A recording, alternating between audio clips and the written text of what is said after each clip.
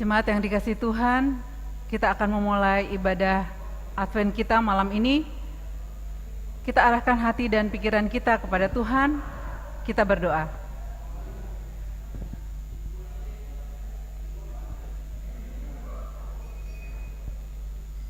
Amin. Marilah kita memuji Tuhan. Kita memuji Tuhan dari Kidung Jemaat nomor 76 ayat 2.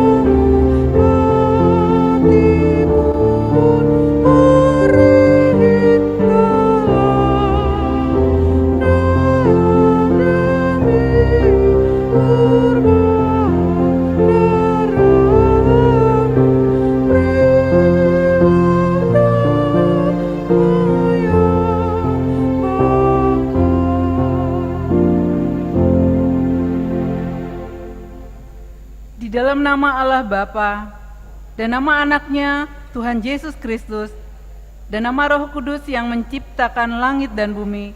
Amin. Bersorak-sorailah dan bersukarialah hai putri Sion, sebab sesungguhnya aku datang dan diam di tengah-tengahmu. Demikian firman Tuhan. Haleluya. Mari kita berdoa. Ya Allah Bapa kami, dengan segenap jiwa raga kami mengucapkan syukur dan terima kasih kepadamu, karena Engkau telah mengaruniakan anak-Mu, Tuhan Yesus Kristus, yang telah menebus kami dari dosa dan kuasa maut.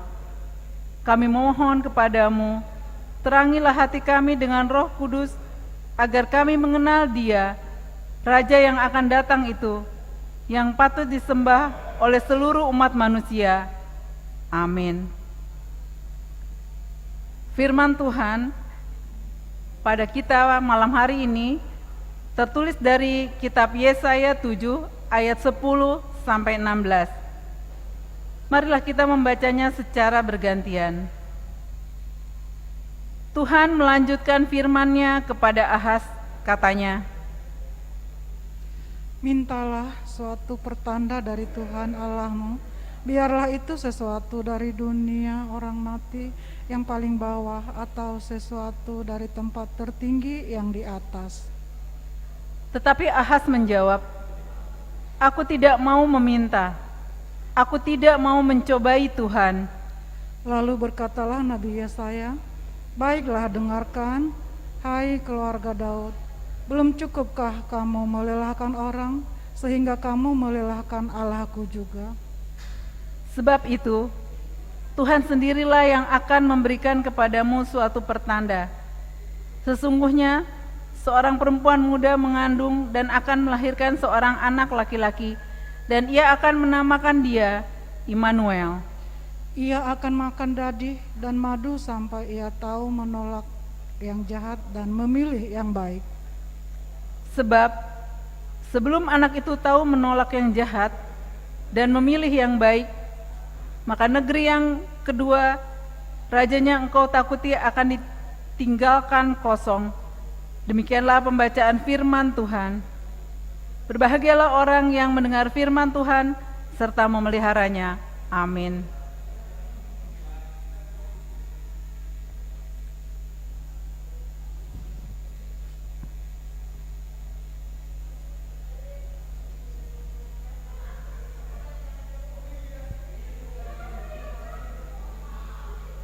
Ini adalah pekan terakhir dari masa Advent minggu keempat.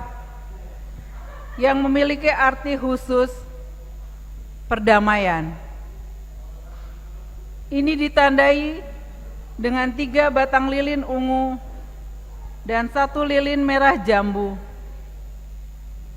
Minggu keempat Advent mengingatkan kita tentang kemuliaan Tuhan, Sang Pemilik semesta alam. Saya menyalakan lilin Advent. Saya menyalakan lilin Advent ini untuk mengajak kita bersama-sama bersuka cita.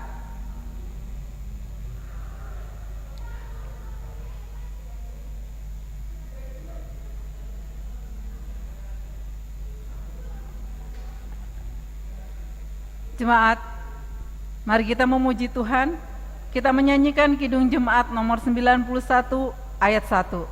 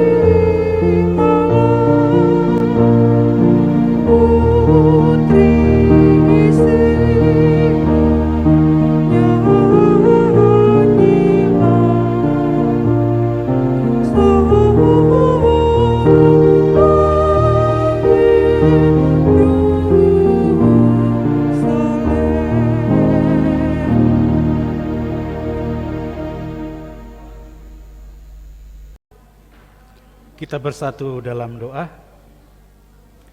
Bapa yang kami sembah di dalam nama anak-Mu Tuhan Yesus Kristus, terima kasih Bapa atas kasih penyertaan-Mu. Sebentar kami akan mendengarkan firman-Mu.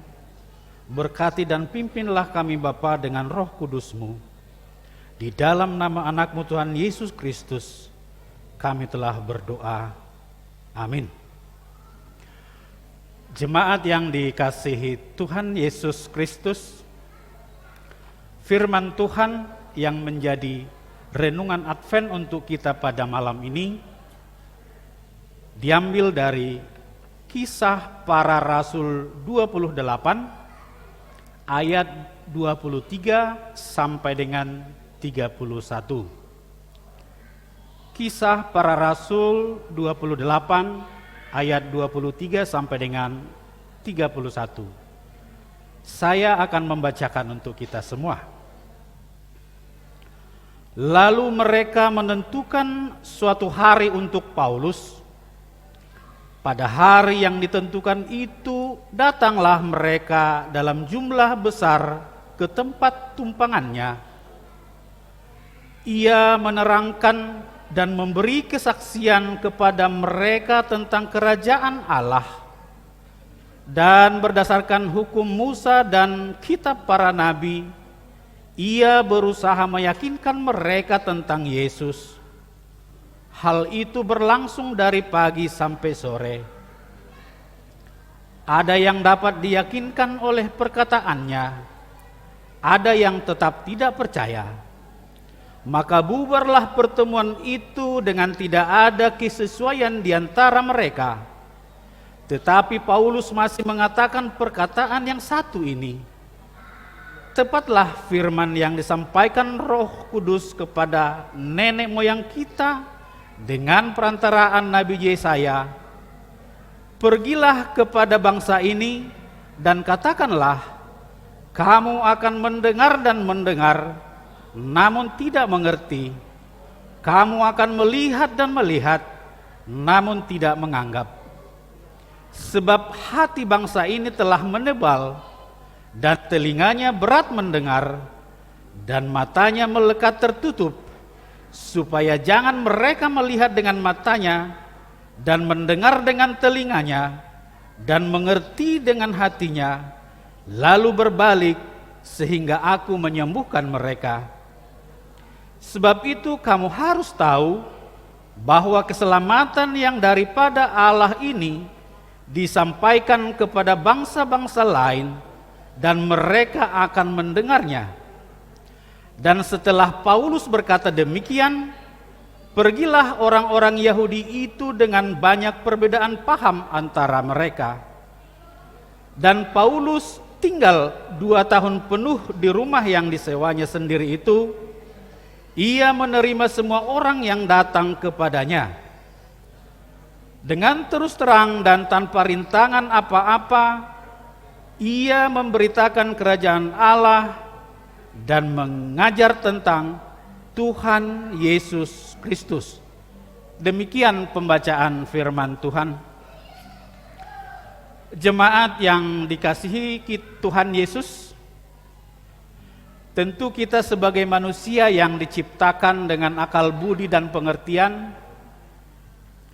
tentunya kita berusaha untuk mengetahui apa saja yang belum tersingkap. Nah, dan itulah mengapa kita senantiasa untuk belajar dan belajar. Seorang anak sejak kecil diajak supaya mau belajar dan belajar. Dan untuk itu orang tuanya berusaha semaksimal mungkin agar dapat menyekolahkan anaknya itu, sehingga anaknya memahami dan mampu menjalani kehidupan yang akan datang. Jemaat yang dikasihi Tuhan, kalau kita melihat falsafah orang Batak, salah satunya adalah anakon hido hamoraon diau. Dalam falsafah ini, orang Batak pada umumnya akan menyekolahkan anak-anaknya setinggi mungkin sesuai dengan kemampuannya. Seperti lagu mengatakan, lagu Batak, bahwa orang tua itu dia tidak peduli, dia tidak punya apa-apa, dia tidak bisa pergi kemana-mana, dia tidak punya emas berlian, yang penting anakku bisa sekolah. Kita sebagai orang Batak patut berbangga. Harapan kita, falsafah ini masih terus melekat dalam kehidupan kita. Saudara-saudara, setiap anak harus memahami dan mau belajar tentang segala sesuatu.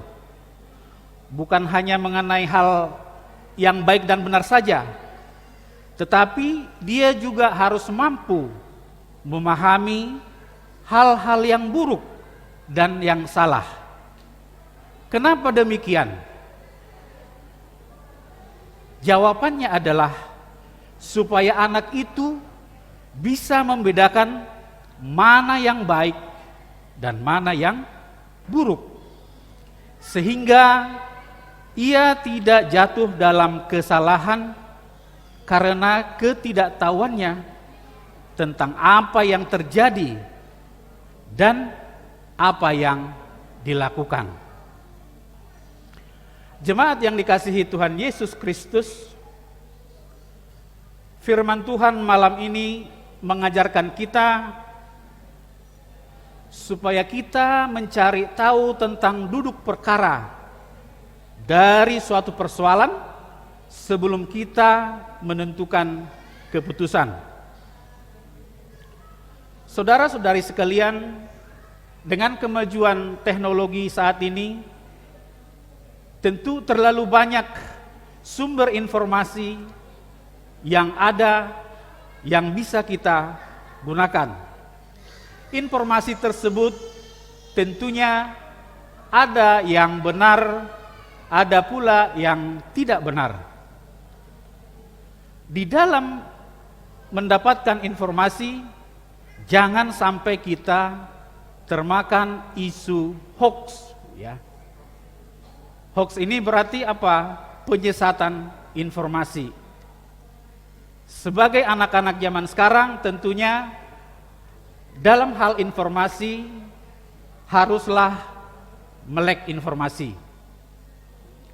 Nah, hal ini terjadi dalam perjalanan Rasul Paulus, di mana dia dihukum dan menjalani sidang perkara karena ada pemberitaan atau ajaran kekristenan yang dia lakukan, sehingga dia diadukan oleh orang-orang kepada penguasa. Nah, tentu di sini saudara-saudari sekalian, kenapa Paulus diadukan? Hal ini karena orang-orang tidak memahami informasi yang diberitakan oleh Rasul Paulus.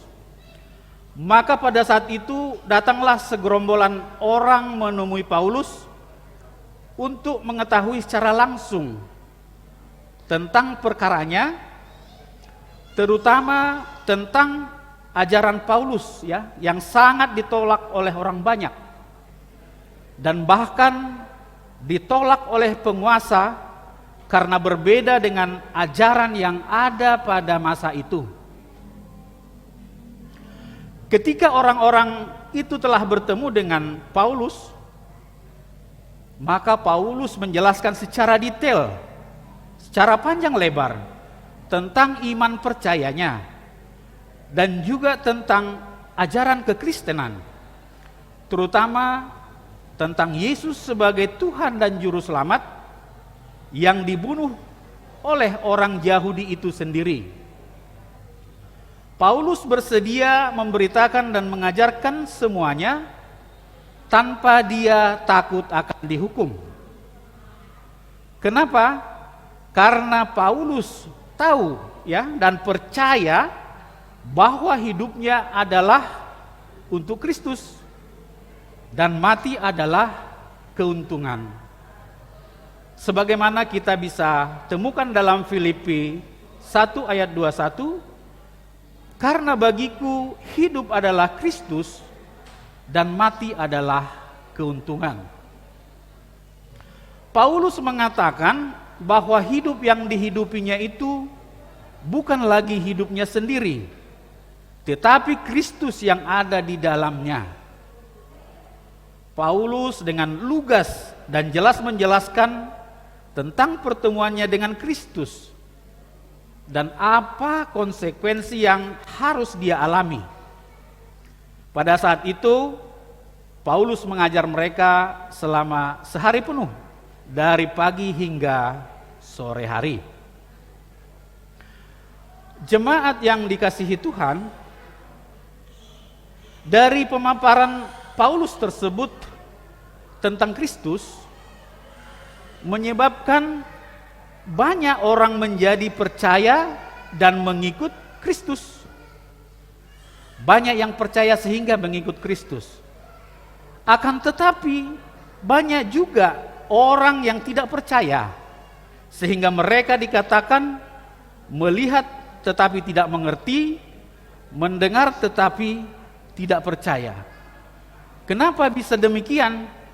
Karena mereka itu bebal hati, ya. Mereka hatinya sudah tertutup untuk Kristus karena mereka dikuasai oleh iblis. Saudara-saudari sekalian, umat Yahudi ini yang seharusnya menjadi panutan atau role model sebagai orang yang percaya dan menerima Yesus sebagai Mesias, ternyata mereka telah gagal. Umat Yahudi telah gagal. Dan oleh karena itu Paulus mengatakan bahwa kesempatan untuk memberitakan keselamatan itu kepada bangsa lain sudah terbuka lebar karena penolakan orang Yahudi itu sendiri. Paulus berani mengatakan hal itu karena ia tahu bahwa ia diutus menjadi rasul bagi bangsa lain yang dicap oleh orang Yahudi sebagai bangsa kafir. Sudah tiba saatnya keselamatan itu terbuka bagi semua bangsa. Dan yang paling hebat adalah bahwa bangsa lain menerima keselamatan itu, tetapi Israel sendiri malah menolak. Yesus sering mengatakan bahwa Yesus tidak menemukan iman sebesar iman perempuan Siro-Fenisia di Israel. Ini kita bisa temukan di Markus 7 ayat 24 sampai dengan 30. Perempuan Siro-Fenisia ini memohon kepada Yesus agar menyembuhkan anaknya yang dirasuki oleh setan. Dan karena iman percaya perempuan Siro-Fenisia ini, maka Yesus menyembuhkan anaknya. Jemaat yang dikasihi Tuhan, melalui renungan kita hari ini, kita diajak supaya mau dan bersedia memberitakan kabar keselamatan yang sudah dibawa Yesus ke dunia ini, yaitu kepada orang-orang yang belum menerimanya, supaya mereka menerima dan percaya karena sudah mendengar dan melihat perbuatan kita yang baik. Kita juga diajak supaya senantiasa rindu mendengar dan belajar akan firman Tuhan, sehingga kita semakin mengerti dan mampu menerapkannya di dalam kehidupan kita. Senantiasalah memperkatakan firman Tuhan kepada keluarga kita, dan kita harus dapat mengubah pola pikir supaya seturut dengan kehendak Tuhan. Yang terakhir, kita diajak supaya selalu ingat bahwa Tuhan memanggil kita untuk ikut serta dalam memberitakan kerajaan Allah, agar cepat tersebar sampai ke ujung dunia, sehingga ketika Kristus datang kedua kali, maka berita Injil sudah mempengaruhi dan menggarami dunia ini. Selamat Advent bagi kita semua. Tuhan Yesus memberkati. Amin. Kita berdoa. Bapa kami yang bertahta di kerajaan sorga, kami telah mendengarkan firman-Mu pada hari ini. Bukalah mata, telinga, dan hati kami ya Bapa, agar kami hidup sesuai dengan keinginan-Mu. Bapa yang baik, izinkanlah kami menjadi warga dari kerajaan-Mu, sehingga kami diselamatkan dan kami boleh bersukacita. Terima kasih Bapa, hanya di dalam nama Tuhan Yesus Kristus kami telah berdoa dan mengucap syukur. Amin. Kita bernyanyi dan mengumpulkan persembahan.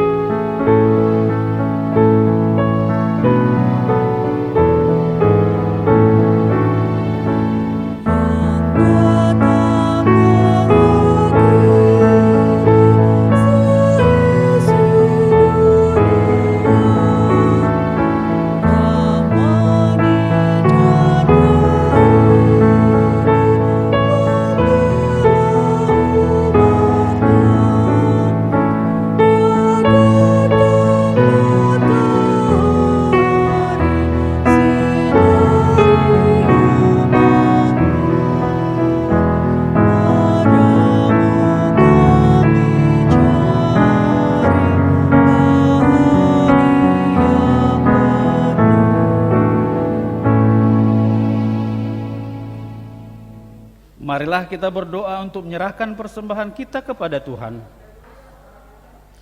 Ya Allah, Bapa kami yang di surga, Kami mengaku bahwa Tuhan adalah sumber dari segala karunia yang melimpah dalam kehidupan kami masing-masing. Sebahagian daripada karunia itu kami serahkan kembali sebagai persembahan kepada Tuhan. Terimalah dan berkatilah persembahan umat-Mu ini, agar dapat kami pergunakan untuk pekerjaan dan pelayanan kerajaan Tuhan di dunia ini. Bukalah hati kami untuk mengenal betapa banyak berkat dan karunia yang kami peroleh dari Tuhan, supaya kami senantiasa bersyukur kepadamu di dalam nama Yesus Kristus Tuhan kami.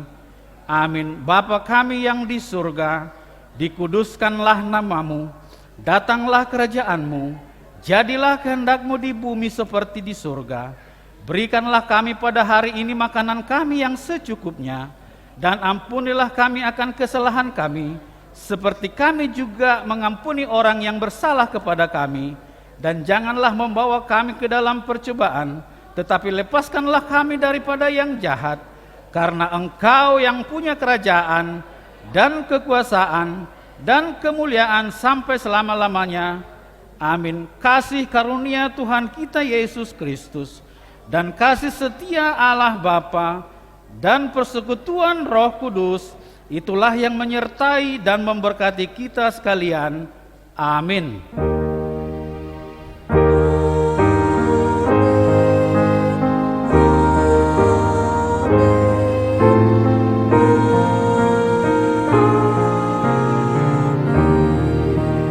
Selamat Advent, Tuhan memberkati.